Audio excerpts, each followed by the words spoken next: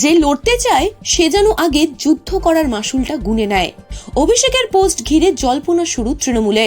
চীনা সেনানায়ক শান জুকে তার বই দ্য আর্ট অফ ওয়ারে লিখেছিলেন, যে লড়তে চায় সে যেন আগে যুদ্ধ করার মাসুলটা গুনে নেয়। সেই উদ্ধৃতি এবার উঠে এলো তৃণমূলের সেনাপতি অভিষেক বন্দ্যোপাধ্যায়ের সমাজ মাধ্যম পোস্টে।